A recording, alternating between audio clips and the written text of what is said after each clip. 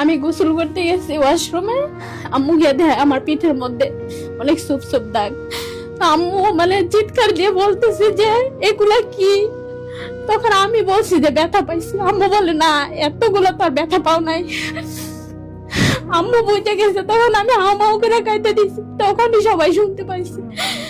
আমাদের 2022 সালে বিয়ে হয়। কিভাবে পরিচয় হয়? এই যে ফেসবুকের মাধ্যমে। ওর বাড়িও সিলেটে, একই থানায়, কিন্তু এলাকাটা আপনার অন্য আর কি। আপনার 2022 সালের সিলেটের বন্যাতে মানে আমার সাথে উনি যোগাযোগ করে যে আমাদের এলাকাতে ত্রাণ দিবে। তখন বলছে যে বড় কারো নাম্বার দিতে, তখন আমি আমার আন্টির নাম্বার দিয়ে দেই। তারপরে বলছে যে ত্রাণ দিতে যাবে, গেছে ও যে এলাকা দেখতে।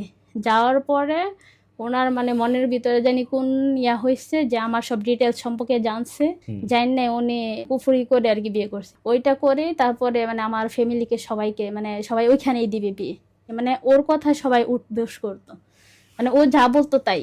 ওই সময় মানে এমন হয়েছে 2,70,000 টাকার ফান্ডিসার দিচ্ছে আমার বাপের বাড়ি থেকে।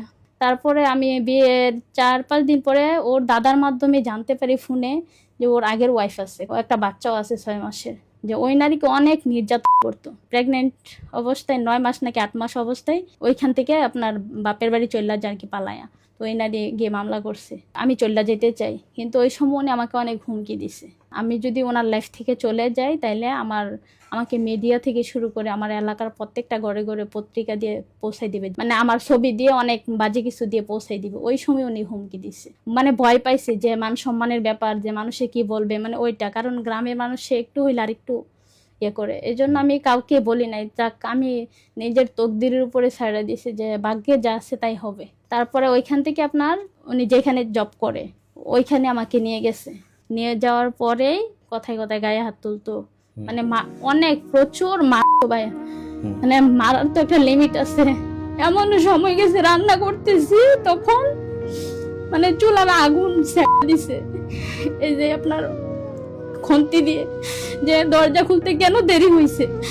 মানে এরকম সময় গেছে যে সামনে খাবারের প্লেটটা মানে আমার উপরে করে দিয়েছে, পাতিল টাতিল সব ভাঙা ফেলতো যে কোনো বিষয় নিয়ে। সারা রাত মেয়েদের সাথে চ্যাটিং করতো। গ্যাসের চুলা নামাইয়া চুলার উপরে আমার দাঁড়া করাই রাখ। ওনার মানে তরকারি রান্না করছি, রান্না করার পরে তরকারি নাকি তেল একটু বেশি হয়ে গেছে, ওই নিয়ে গরম তরকারি উনি পাতিল সব আমার মানে এদিকে ডাইতে দিছে, মানে এখনো পুরো আছে। আমি যে কাউরে ওইখান থেকে বলবো যে আমি অনেক নির্যাতনের মধ্যে আছি, আমি ওই সুযোগটা উনি আমাকে দেয় নাই। আমি একটা স্কুলে জব নেই, এখন স্কুল থেকে আসি, খাবারটা সামনে একদম টাইম টু টাইম দিতে হয়। লেট হইলে আপনার মারামারি শুরু হয়ে যায়। একদিন হয়েছে কি কলসি দিয়ে পানি শুধু ফুটাইয়া ঘরে আসছি, তোষকের উপরে পানিটা ঢাইলাইছে, গরম পানি ঢাইলা এই গরম পানির উপরে আমারে দিছে যে ওইখানে শুইতে হবে। আমি শুনে দেখে মানে আমাকে ইচ্ছা মতনে মানে যতটুকু পারছে সে মারছে। পরে সারা রাত ওইখানে শুয়ে রাখছে, দাঁড়িয়ে বসে আছে। যদি এখান থেকে উঠি আমি ওয়াশরুম করে আর যাই করে এইখানেই করবো। সারা রাত এখানে রইলাম, কিন্তু আমি আবার মানে এত কষ্টের মধ্যে কান্না করলেও দোষ, যে আমি কান্না করি কি জন্য, কান্না থামাবি না আবার মার খাবি। এরকম করতে করতে আমি কাউরেই বলি না, বলতে বলতে আরেকদিন গামছা নিয়ে যা ফ্যানের সাথে আমাকে ঝুলাইয়া মারা ফেলবে। মানে আমার মতো নারীর নাকি বাঁচার অধিকার নাই। 23 সালের কুরবানি দে বাড়িতে যাওয়ার 2-3 দিন আগে সামার বেড দিয়া মানে আমার সম্পূর্ণ গা মানে বেডটার প্রত্যেকটা মনে হয় আমার গায়ের ভিতরে ঢুকছে। বাড়িতে গেছি, আমি গোসল করতে গেছি ওয়াশরুমে, আম্মু জানি কি জন্য গেছে, আম্মু গিয়ে দেয় আমার পিঠের মধ্যে অনেক সুপ সুপ দাগ। আম্মু মানে চিৎকার দিয়ে বলতেছে যে এগুলা কি। তখন আমি বলছি যে ব্যথা পাইছি। আম্মু বলে না, এতগুলো তো আর ব্যথা পাও নাই। আম্মু বুঝে গেছে, তখন আমি হামাও করে কাইতে দিছি, তখনই সবাই শুনতে পাইছি। তখন ওনার আম্মুরে ফোন দিয়ে বলতাম যে মা, আপনার ছেলে তো আমাকে এমন বলে। আমার শাশুড়ি উল্টা আবার আমারে বলে যে এগুলা সংসারের মধ্যে হয়, ম্যানেজ করে চলতাম। আপনি কতদূর পড়াশোনা করেছেন? আমি ডিগ্রি কমপ্লিট করছি। আপনি একটা শিক্ষিত মহিলা, আপনার ফ্যামিলির আর্থিক অবস্থাও তো খারাপ না? মোটামুটি আছে, ভালো। মোটামুটি ভালোই, আলহামদুলিল্লাহ। আপনার বাসা সিলেট? জি। কি এমন কি করলো আপনারা সব মানুষ পাগল হয়ে তাকেই বিয়ে করতে হলো? কোনো খোঁজ নাই, খবর নাই, ভালো মতো কোনো খোঁজ খবর নিলেন না? এটা কিভাবে উনি সম্ভব? হয়েছে, উনি কি ভাইয়া ব্ল্যাক ম্যাজিক করছে। পরবর্তীতে উনি নিজেই স্বীকার করছে যে তোরে কি আমি এমনি বিয়ে করছি, কবুতরের রক্ত দিয়ে তোরে তাবিজ করে মানে তোর ফ্যামিলিকে রাজি করাইছি। তারপর আমি 999 ফোন দিয়ে আমি ওইখান থেকে উদ্ধার হয়ে আসছি। আসার পর থেকে আমি এতদিন পর্যন্ত ঢাকাতে আছি। এখন ঢাকায় থাকেন? হ্যাঁ, ঢাকাতে আমার ফ্যামিলি সহ এখন বর্তমানে আছে। উনি আমার বিভিন্ন এলাকার বিভিন্ন মানুষের কাছে আমার নাম অনেক বদলাম যে আমি ঢাকা খারাপ কিছু করি, আমি পতিতালয়ে থাকি। সে বলার পরে অনেকবার সালিশ হয়েছে, ওনারা আসে না, উনি ওইখান থেকে আসে না। তখন আমি মানে রাগে টাগে আমি ওনাকে ডিভোর্স দিয়ে দিই। দেওয়ার পরে ডিভোর্স লেটার পাওয়ার পরে উনি উগ্র হয়ে গেছে।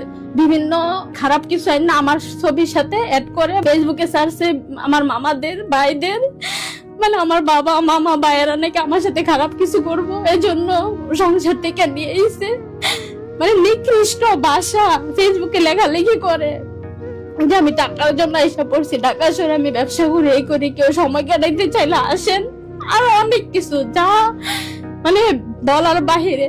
আবার বিভিন্ন নাম্বার দিয়ে ফোন দিয়ে হুমকি দেয় এবং বলে যে তোকে এমন কিছু করছি লাইফে তোর কখনো বিয়ে হইব না, তোকে এমন ব্ল্যাক ম্যাজিক করছি যে তুই নিজে পাগল হয়ে রাস্তায় করবি, নিজে আত্মহত্যা করবি। আমি জিটি করছি।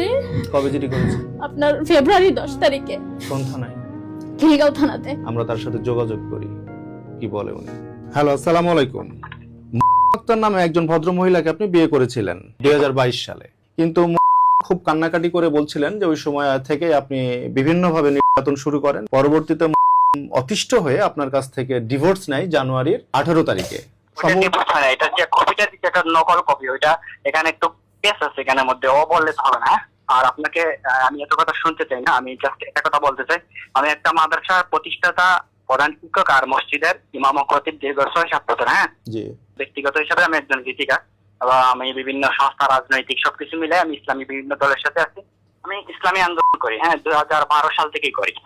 আমি কিন্তু ব্যক্তিগতভাবে আমি বিভিন্ন চ্যানেলে আছি, বা আমি সাংবাদিকতাও আছি, রিপোর্টার, সফট রিপোর্টার। সাংবাদিকতাও করেন? জি জি জি।